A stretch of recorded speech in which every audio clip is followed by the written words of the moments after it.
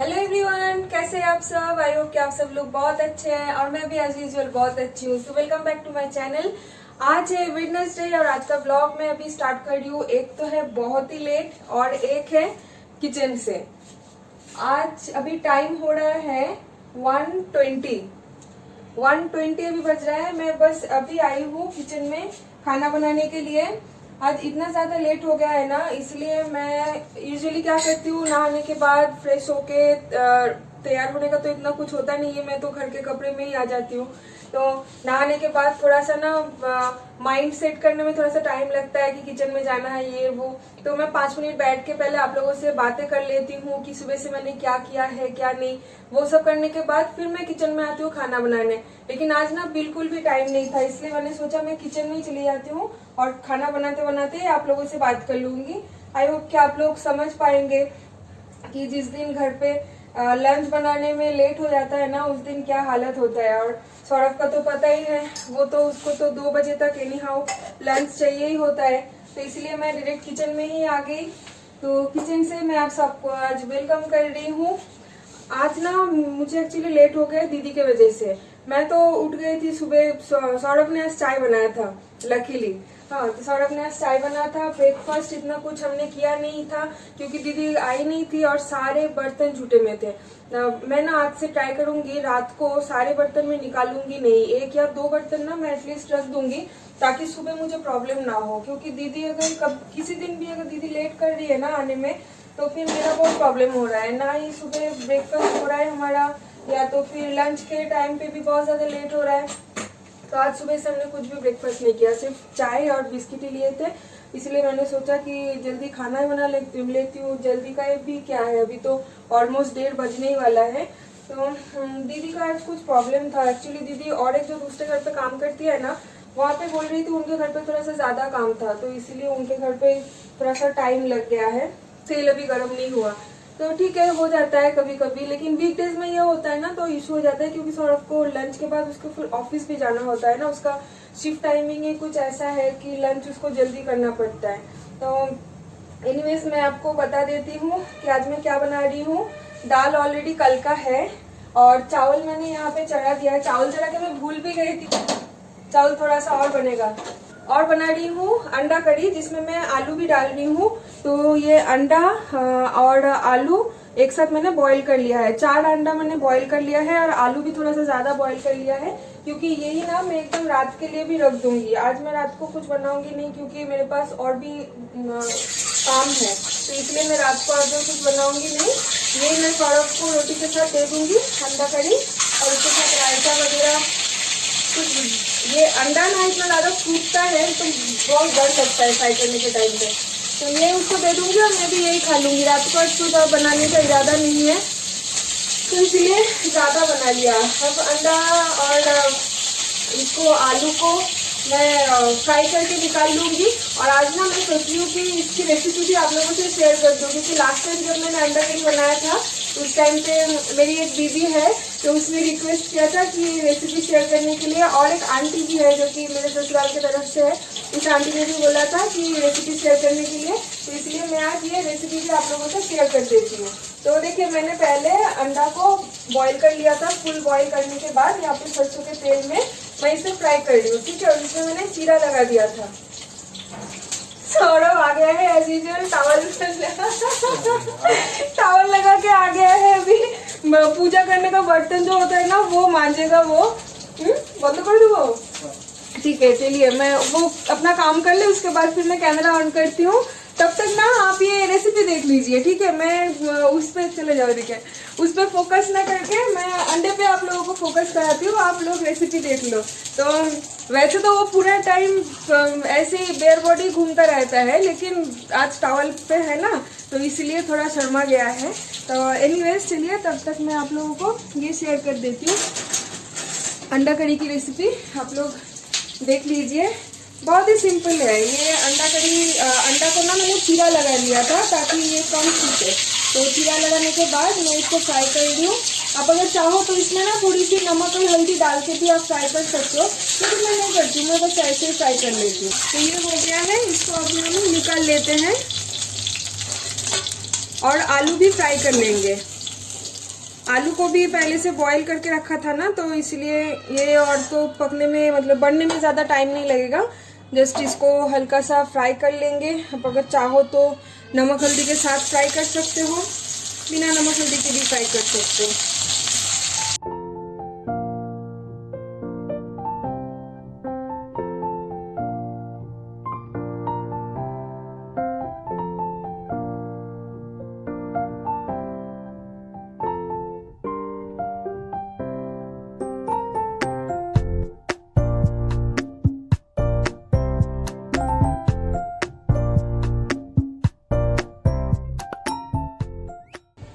अभी मैं उसी तेल में डाल दूंगी तेज पत्ता। एक तेज पत्ता को मैंने तोड़ के डाल दिया है, और यहाँ पे मैंने थोड़ी सी प्याज और हरी मिर्च को चॉप करके रखा था। मतलब हरी मिर्ची को मैंने ऐसे चीरा लगा लिया है और अनियन को चॉप कर लिया है, वो भी डाल दूंगी और डाल के इसको थोड़ा सा फ्राई कर लूंगी। हम लोग तो इतना ज़्यादा टमाटर नहीं खाते हैं, तो टमाटर में नहीं डाल रही हूँ। अगर आपको टमाटर चाहिए होगा, अगर आप खाते हो तो इसमें आप टमाटर भी डाल सकते हो। तो मैं टमाटर के बदले में कुछ और डालूंगी, वो मैं आपको बताती हूँ कि मैं क्या डाल रही हूँ। पहले प्याज को अच्छे से फ्राई कर लेते हैं, गोल्डन ब्राउन कर लेते हैं, बहुत ज़्यादा फ्राई करने की ज़रूरत नहीं है। प्याज फ्राई हो गया है, अब मैं इसमें डाल दूंगी मसाले। हल्दी डाल देती हूँ पहले, थोड़ी सी हल्दी, थोड़ी सी सूखी लाल मिर्च पाउडर, बिल्कुल थोड़ी सी धनिया पाउडर, थोड़ी सी जीरा पाउडर और थोड़ी सी अदरक लहसुन का पेस्ट। इसमें ना थोड़ी सी पानी मिला दूंगी ताकि मसाला जले ना, बिल्कुल थोड़ा सा पानी मिला देना है यहाँ पे, इतना से काफ़ी है।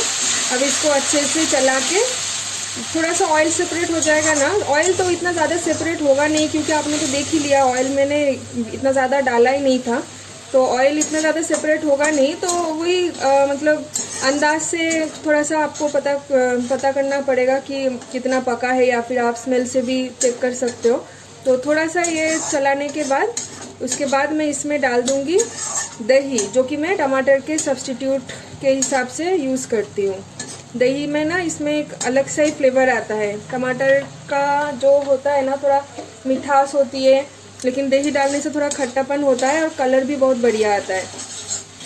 तो इसको थोड़ा सा चला लेते हैं, उसके बाद दही डाल देना है।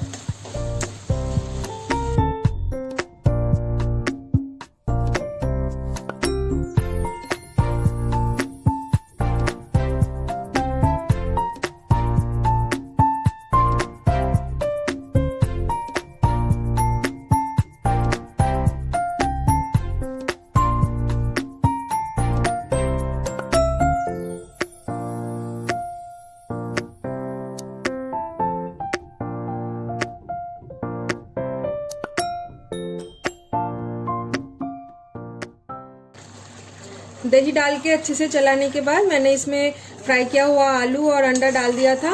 तो अब देखिए थोड़ा सा और ये थिक बन गया है मसाला। अब मैं इसमें डाल दूंगी थोड़ी सी गरम मसाला। गरम मसाला डाल के थोड़ा सा और चला लूँगी। और जैसे कि आज तो दाल बना है ना, इसलिए मैं इतना ज़्यादा ग्रेवी रखूँगी नहीं, थोड़ा सा इसे और थिक बनाऊँगी। और अगर आप दाल नहीं बना रहे हो, ग्रेवी अगर ज़्यादा चाहते हो, तो इसमें थोड़ा सा पानी मिला के बॉईल कर लेना, तो ये ज़्यादा ग्रेवी बन जाएगा। तो ये हो गया है ऑलमोस्ट। अभी मैं गैस को बंद करके रख देती हूँ। आलू थोड़ा सा ग्रेवी खुद से एब्जॉर्ब कर लेगा, तो इसको और ज़्यादा मैं बॉईल नहीं कर रही हूँ। इसी सिचुएशन में गैस बंद करके मैं ढक के रख देती हूँ। लंच बन गया है, और लंच बनाते बनाते मैंने गैस थोड़ा सा कम करके आके ना मैंने बाल भी कोम कर लिया है। मैंने बाल भी कोम नहीं किया था नहाने के बाद। मेरा पहला मोटो ये था कि मुझे पहले जाके खाना चढ़ाना है, उसके बीच में मैं आप लोगों से बात भी कर लूँगी और फिर मैं बाल भी कोम कर लूँगी। तो एनीवेज मैं ना आपको मैं मिर्ची का पौधा दिखाती हूँ। बहुत दिन से नहीं दिखाया था ना मेरे पौधे वगैरह, तो मैं आज एक बार आप लोगों को दिखा देती हूँ। इतना बड़ा हो गया है ना मिर्ची का पौधा और करेले का पौधा भी, लेकिन अभी तक मिर्ची इसमें लगा नहीं है। तो आज मेरी जो मेड है दीदी बोल रही थी कि मिर्ची आएगा, मिर्ची का पौधा थोड़ा और बड़ा होने के बाद उसके बाद ही फिर मिर्ची आता है। तो लेकिन टेंशन मत लो, मिर्ची आएगा, तुम्हारा पौधा बहुत अच्छा चल रहा है। तो ये देखिए मेरे पौधे। ये देखिए इतना बड़ा बड़ा हो गया है पौधा और कितना नए नए पत्ते आए हैं इसमें, नए नए स्टेम्स आए हैं, तो बहुत अच्छा लग रहा है। लेकिन अभी तक मिर्ची नहीं लगा, फूल भी नहीं लगा है इवन। और ये कद्दू का पौधा भी चल रहा है अच्छा खासा, और ये करेले का पौधा तो लाजवाब चल रहा है। देखिए कहाँ तक जा रहा है ये। और मेरे पास जितने सारे भी हिबिस्कस थे ना, वो हिबिस्कस में थोड़ा कीड़ा कीड़ा लग रहा है, और कितना बार बार मैं उसमें दवाई डालूं। और अभी ना विंटर के सीजन में हिबिस्कस में फूल भी नहीं आता, तो इसलिए मैं सोच रही थी कि हिबिस्कस के जितने सारे पौधे हैं वो सारे निकाल के फेंक दूं और उसमें मैं वेजिटेबल्स लगा दूं, मतलब वेजिटेबल्स के मैं सीड्स उसमें डाल दूं। और अगर कुछ वेजिटेबल्स होता है तो अच्छा होगा। बाहर वेजिटेबल्स इतना महंगा है, इससे अच्छा है कि घर पे उगाओ, ऑर्गेनिक भी मिलेगा। और बाहर का तो पेस्टिसाइड वगैरह होता है, बहुत सारा खाद वगैरह यूज़ करते हैं वो लोग, तो मैं वो सब कुछ भी यूज़ नहीं करूँगी, बिल्कुल ऑर्गेनिक तरीके से होगा। और आपको मैं और एक चीज़ बताती हूँ, मेरे यहाँ पे जितने सारे पौधे हैं ना, जितने गमले हैं, जितने मिट्टी है, सारे मिट्टी ना मैं वेस्ट बंगाल से लाई थी। जब हम लोग नोएडा आए थे 1.5 साल पहले, उस टाइम पे मेरे कैलकाटा के फ्लैट में जितने सारे गमले थे वही गमले मैं यहाँ पे लेके आई हूँ। और उसके साथ मेरे ससुर जी ने यानी पापा ने पूरा एक बोरी भर के मिट्टी दे दिया था। वो भी कोलकाता का नहीं है, वो भी मेरे ससुराल की मिट्टी है। तो मेरे पापा ने बोला था कि वहाँ पे ना नोएडा में बालू मिट्टी मिलती है, तो उसमें शायद पौधा इतने अच्छे से होगा नहीं, तो मैंने खाद वगैरह मिला के एक बोरी मिट्टी तेरे लिए तैयार करके रखा है, तो तू जाते टाइम वो ले जाना। तो जब हमारा सामान आया था ना मूवर्स एंड पैकर्स के थ्रू, तो मैं उसी में ना सारे गमले और एक बोरी मिट्टी खाद डाल के मैंने ट्रांसपोर्ट में चढ़ा दिया था, तो उसी के साथ ही आ गया था। तो ये सारे मिट्टी जो भी है मेरे पास, गमले मैक्सिमम, गमले तो यहाँ पे आके भी मैंने थोड़ा बहुत खरीदा था, लेकिन मिट्टी मेरा देश का है, बोलते हैं ना देश का मिट्टी, अपने जगह की मिट्टी, तो वही है। और कुछ कुछ मैंने गमला इधर आके खरीदा है। और प्लांट स्पेशली मैंने खुद कैरी करके लाया है। यू कांट बिलीव, मैंने ट्रांसपोर्ट में जब बोला था प्लांट भी ले जाने के लिए, तो उन्होंने बोला कि देखिए हमारा तो 8-10 दिन टाइम लग जाता है पहुंचने में, और वो ट्रांसपोर्ट का कंटेनर जब एक बार बंद हो जाता है ना, उसके बाद वो लोग और खोलते नहीं है, तो फिर प्लांट तो अंदर मर जाएगा, ना उसको धूप मिलेगी, ना उसको पानी मिलेगी, ना हवा मिलेगी, तो वो मर जाएगा। तो बोला कि ऐसे तो हम लोग लेके जा नहीं सकते क्योंकि प्लांट मर जाएगा, प्लांट आपको ही ले आना पड़ेगा या तो फिर छोड़ना पड़ेगा। छोड़ने का तो सवाल ही नहीं आता, मुझे तो एनी हाउ ले जाना था, मतलब ले आना था इधर। तो मैंने क्या किया, पापा को मैंने बोला कि पापा, सौरभ तो पहले आ गया था ना नोएडा, और मैं, मेरे सासू माँ और मेरे ससुर जी, मम्मी पापा और मैं, हम तीनों बाद में आए थे, क्योंकि सौरभ को इधर पहले आके ऑफिस ज्वाइन करना था, उसके बाद फिर रूम भी देखना था, ये सब था। तो होता है ना एक बैचलर लड़का और अगर मैं साथ में आ जाऊँ तो दोनों में डिफरेंस होता है। वो अकेला आया था तो वो जैसे तैसे फ्रेंड के घर पे रह के अपना गुजारिश कर लिया था, लेकिन मैं अगर आती तो पहले से प्रिपरेशन चाहिए होता, तो इसीलिए हम लोग बाद में आए थे। तो मम्मी पापा मेरे साथ आए थे, यानी मेरे ससुराल वाले।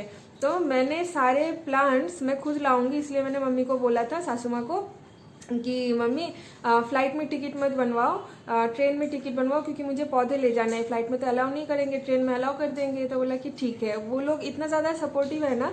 फिर हम तीनों मिलके, पापा तो बहुत ज़्यादा हेल्प किए थे मुझे, और मम्मी भी, mummy maximum luggage mummy carry कर रही थी, और पापा और मैं पूरा प्लांट लेके आई। वैसे तो लगेज इतना ज़्यादा था नहीं, मम्मी और पापा का एक लगेज था और मेरा एक लगेज था, बाकी सब कुछ कपड़ा वगैरह तो मैंने ट्रांसपोर्ट से ही भेज दिया था। तो फिर पूरा प्लांट कैरी करके जब हम लोग न्यू दिल्ली स्टेशन में राजधानी एक्सप्रेस से उतरे, उसके बाद सौरभ देख के ना वो पूरा चौंक गया है, बोल रहे तुम पागल हो, फ्लाइट छोड़ के ट्रेन में आए हो, तुम इतना कुछ प्लांट्स ले आओगे, इसलिए इतना प्यार है प्लांट से। तो मैंने बोला कि हाँ इतना प्यार है मुझे प्लांट से। तो फिर वो आके उस दिन तो हम लोग सब कुछ ऐसे रहने के लिए दिया। नेक्स्ट दिन मैं और मम्मी नेक्स्ट दिन बैठ के सिर्फ खाना ही बना रही थी, पूरा दिन मम्मी खाना बना रही थी, घर का थोड़ा बहुत जो कुछ भी बेसिक काम होता है, बेडशीट वगैरह लगाना, वो कर रही थी। और मैं और पापा मिलके पूरा प्लांट वगैरह सब कुछ बालकनी में गमले में डाल के सेट करके, बालकनी साफ करना, मिट्टी वगैरह सब कुछ गिरा था, सब कुछ वो सब कर रहे थे। तो वो दिन ना मुझे अभी भी याद है कि मैं जब ला रही थी ना प्लांट राजधानी से, तो उस टाइम पे ना मेरे हिबिस्कस में, एक हिबिस्कस में मेरा वो कली भी आया था, ठीक है। तो नेक्स्ट दिन मॉर्निंग जब मैं नींद से उठी ट्रेन में, तो देखा कि वो लाल कलर का हिबिस्कस था, इतना बड़ा खिला है। और मुझे तो इतनी खुशी हो रही है। ट्रेन में जो बाकी के पैसेंजर्स थे, वो पैसेंजर्स भी बोल रहे थे कि अरे यार, आज का तो मॉर्निंग सच में इतना ज़्यादा गुड हो गया, नींद से उठ के सब लोगों को इतना अच्छा खिली हुई फूल देखने को मिला। तो मुझे बहुत अच्छा लग रहा था सच में। मैं कब से सोच रही थी कि ये वाला स्टोरी आप लोगों से शेयर करूँगी, फिर ना होता ही नहीं था शेयर करना, ये वो कुछ ना कुछ काम में मैं हमेशा भूल जाती थी। तो मेरे लिए प्लांट्स इतना ज़्यादा मायने रखता है कि मैंने फ्लाइट का टिकट छोड़ के मैंने ट्रेन में आ गई थी प्लांट ले आऊँगी इसलिए। एनीवेज, अभी टाइम हो रहा है, 2 बज रहा है अभी। तो अभी हम लोग लंच कर लेते हैं। कि को खाबर बारबो 2 बजছে, तो लंच कर लेते हैं। तो चलिए लंच के बाद बात करते हैं। और आप लोग ज़रूर ये अंडा करी घर पे ट्राई करना और मुझे बताना, ठीक है, कि आप लोगों को कैसे लगा।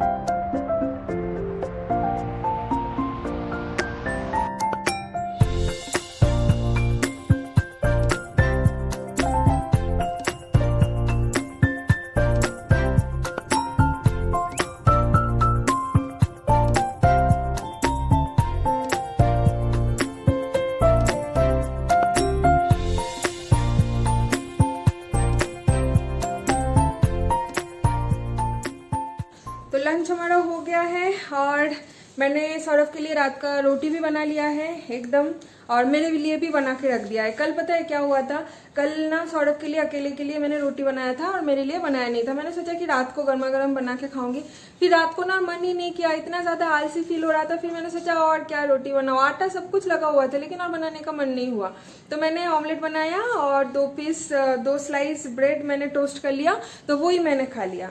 ये घड़ी ना फिर से बंद हो गया है, तो इस पे बिल्कुल भी ट्रस्ट मत कीजिए। अभी टाइम हो रहा है 2:30, लेकिन इसमें अभी 1 बज रहा है और आपको हमेशा ये घड़ी उल्टा पुल्टा टाइम देता ही नजर आएगा।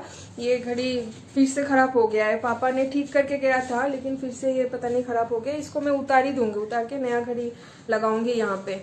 और अभी चल रहा था हमारा विजय का प्रणाम, हम लोग विश करते हैं ना हमारे बड़ों को, और जो लोग हमारे से छोटे हैं उम्र में तो या फिर रिलेशन में, तो उन लोगों को प्यार और वही विश करते। मैं एग्जैक्टली हिंदी में बोल नहीं पा रही हूँ।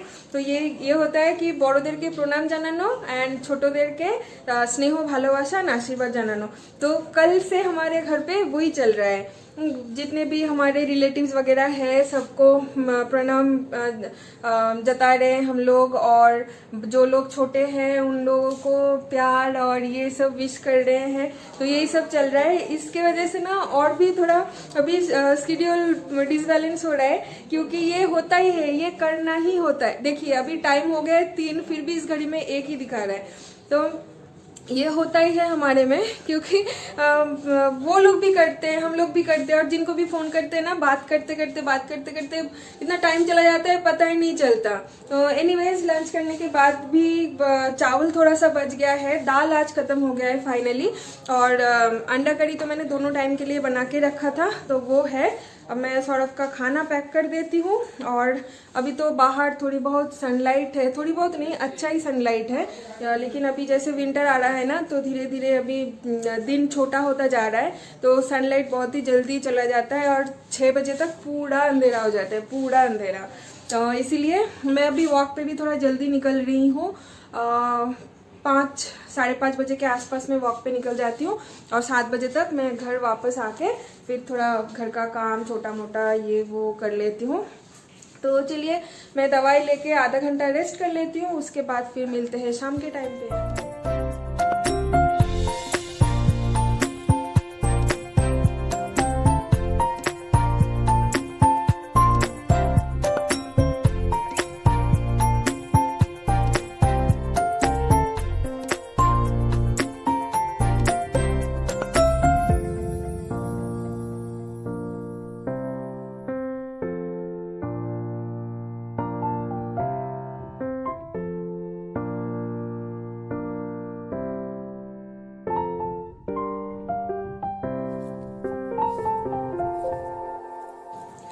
वॉक से आ गई थी मैं 7 बजे के आसपास। फिर ना आके मैंने एक छोटा सा काम करके रखा है एडवांस में, जो कि मुझे बहुत पसंद है। मुझे एडवांस में काम करके रखना बहुत पसंद है, ताकि जिस टाइम पे मुझे वो काम करना है उस टाइम पे मुझे इतना ज्यादा मेरे पे प्रेशर ना आए। तो पता है मैंने आज क्या किया, सौरभ को मैंने बोला था नारियल तोड़ देने के लिए, क्योंकि पापा ने जो नारियल लाया था ना वो अभी भी 2 फ्रिज में पड़ा हुआ था। तो मैंने सोचा कि इडली कुछ बनाऊंगी वीकेंड पे, तो नारियल तोड़ के ना उसका चटनी बनाने का जो प्रोसेस होता है उसको थोड़ा सा मैं करके रखूं, ताकि जिस टाइम पे मैं चटनी बनाऊं उस टाइम पे आसानी से बन जाए, टाइम वेस्ट ना हो। तो मैंने नारियल तोड़ने की कोशिश की, नारियल मेरे से टूटा नहीं, मेरा हाथ दर्द हो गया, लेकिन मैं एक नारियल तोड़ नहीं पाई। फिर मैं गई हमारे जो नेबर है उनके पास, दिव्या जो है ना, उनके हस्बैंड को मैंने बोला, तो फिर उन्होंने नारियल तोड़ के दिया मुझे। उसमें से एक नारियल तो खराब निकला और एक नारियल अच्छा निकला था। तो फिर मैंने ना उस नारियल को ऐसे पतला पतला स्लाइस करके, फिर उसके बाद उसको उसके ऊपर का जो ब्राउन कलर का छिलका होता है ना, स्किन, उसको भी मैंने चाकू से काट के निकाल दिया। फिर उसको अच्छे से धो के उसको मैंने छोटा छोटा क्यूब टाइप के, क्यूब से भी थोड़ा सा छोटा, बिल्कुल ऐसे मैंने इसको काट के रखा है, ताकि इसको ना मिक्सर में डालना पड़ेगा ना, तो उस टाइम पे ये नारियल के ऊपर फोकस ही नहीं ले रहा है, पूरा फोकस मेरे चेहरे पे है। नहीं, नारियल के ऊपर फोकस नहीं ले रहा है। एनीवेज आप लोग देख लीजिए, ऐसे मैंने छोटे छोटे क्यूब टाइप के काट के मैंने रखा है। ये पूरा एक डब्बा हुआ है, पनीर जैसे दिख रहा है ना, पनीर नहीं है, यही है, नारियल ही है। तो इसको मैंने काट के रखा है ताकि जिस टाइम पे मैं चटनी बनाऊं आसानी से बन जाए। और ये नारियल इतना ज्यादा मीठा है ना, बहुत मीठा है, हमारे पेड़ के नारियल है, ये हमारे गांव के नारियल है। तो चलिए आज का ब्लॉग मैं पे ख़त्म करती हूँ। खाना तो मेरा बना हुआ है ही सब कुछ, अब मैं खा लूँगी, खाना खा के बस सो जाऊँगी। और मिलते हैं कल एक नए ब्लॉग के साथ। सॉरी मैं खाना खाते खाते बात कर रही हूँ, जो कि नहीं करना चाहिए। तो मिलते हैं कल एक नए ब्लॉग के साथ। तब तक के लिए आप सब लोग बहुत ज़्यादा सेफ रहिए, हेल्दी रहिए, हाइजीन रहिए, हैप्पी रहिए, स्माइल कीजिए, ठीक है, जो मैं डेली बोलती हूँ। और एक चीज़ भी मैं डेली बोलती हूँ कि मेरे चैनल को सब्सक्राइब कीजिए। अगर अभी भी आप लोगों ने सब्सक्राइब नहीं किए हो तो लाइक कीजिए, कमेंट कीजिए, फ्रेंड फैमिली एंड रिलेटिव्स के साथ शेयर भी कीजिए। चलिए मिलते हैं कल नए ब्लॉग के साथ। Good night, bye bye.